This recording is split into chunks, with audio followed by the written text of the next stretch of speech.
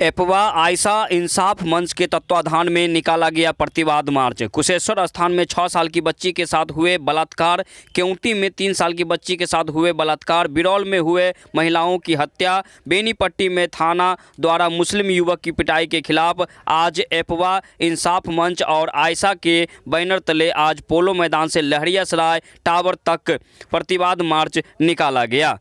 राज्य में महिलाओं पर जुल्म अत्याचार हो रहा था, लड़कियों के साथ बार अत्याचार और जुल्म हो रहा था, बलात्कार की घटनाएं बार बार आ रही थी और अब ये बलात्कार की घटनाएं बढ़ते बढ़ते बच्चियों पे चला गया है। जो मासूम बच्ची घर से बाहर नहीं निकलने के काबिल रह गई है, क्या उन बच्चियों का अधिकार को छीना जा रहा है, उसके बचपन को, और उस बलात्कारियों को संरक्षण दिया जा रहा है।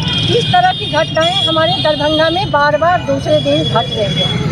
इसमें सरकार हमारे दरभंगा से लेकर सुशासन तक मुंह चुप्पी साध के बैठे हुए हैं, कोई डिसीजन नहीं ले रहे हैं। बलात्कारियों को सजा, कड़ी से कड़ी सजा दी जाए, उसे गिरफ्तार किया जाए। इसी की मांग को लेकर हम लोग यहाँ पर एक बार आयशा और इंसाफ मंच की तरफ से प्रतिवाद मार्च आज निकालेंगे। क्या परिचय दीजिए महिलाओं सुरक्षित रहे, क्या कहेंगे? नीतीश कुमार के सरकार जो है साफे फेलियर हो गया। बेटी बचाओ बेटी पढ़ाओ का नारा लगवाता था कि हम जो है सो बेटी को बचाएंगे और पढ़ाएंगे। हम तो कहते हैं कि उसको अधिकार है जो बेटी को पढ़ावे नहीं पढ़ावे, लेकिन उसका इज्जत आबरू को सुरक्षित करे। उसके राज्य में एक घर नहीं बचा हुआ है जिसका बाल बच्चा जो है सो, जिसका माँ बाप डर से जो है सो दिन रात भयभीत नहीं रहता है।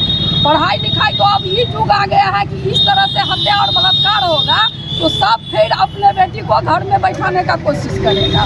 ये भाजपा जदयू का सरकार जो है बहुत बड़का ढींग हाँकता है कि महिला को हम 2500 रुपया देंगे, 2000 रुपया देंगे, लेकिन महिला को तो मार पीट करके मारने के तरीके में है। अभी बिरौल में जो है सो आज से 10 दिन पहले उस महिला को अधमरा कर दिया। उसके बाद वो FIR के लिए थाना का गुहार लगाया है। थाना प्रशासन सब जो है बीजेपी के सरकार में सब मुर्दा है, कोई जिंदा नहीं है। वो नहीं लिया, जब मर गया है तब आनंद फानंद में जो है सो FIR हुआ है, लेकिन अभी तक गिरफ्तारी नहीं हुई है। हम इस सरकार से, इस प्रशासन से मांग करते हैं कि 2.5 साल के बच्चा कहता है जो लड़की का दोष है, कपड़ा ऐसे पहनता है। वो 2.5 साल के बच्चा कौन कपड़ा पहनाता? 6 साल के बच्ची कौन कपड़ा पहनी हुई थी जो उसके साथ इस तरह से दरिंदगी हुई है, जो उसका चेहरा देखने लायक नहीं था। और हम लोग को मिलने नहीं दिया गया DMDS प्रशासन जबरदस्ती, और उसमें पॉक्सो एक्ट लगा करके हम लोग विरोध करते हैं जो कड़ा से कड़ा सजा दे, फांसी का सजा जो है तो उसमें बरकरार करे इस सरकार।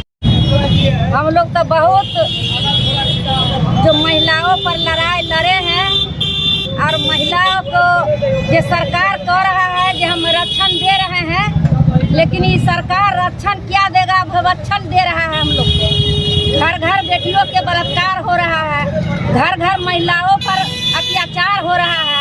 अत्याचार के खिलाफ, बलात्कार के खिलाफ हम लोग थाना जा रहे हैं तो थाना में कोनो हजार नहीं ले रहा है। ये हम सरकार से मांग करते हैं। दूसरी बात है जो चुनाव आ रहा है तो चुनाव में सरकार ढिंढोरा पीट रहा है जो 5 किलो चावल देते हैं, गैस सिलेंडर देते हैं, अब हमको वोट दीजिए। लेकिन यही मेरी सरकार नीतीश कुमार की वोट लायक नहीं है। यही बात कह करके हम अपना बात समाप्त करेंगे।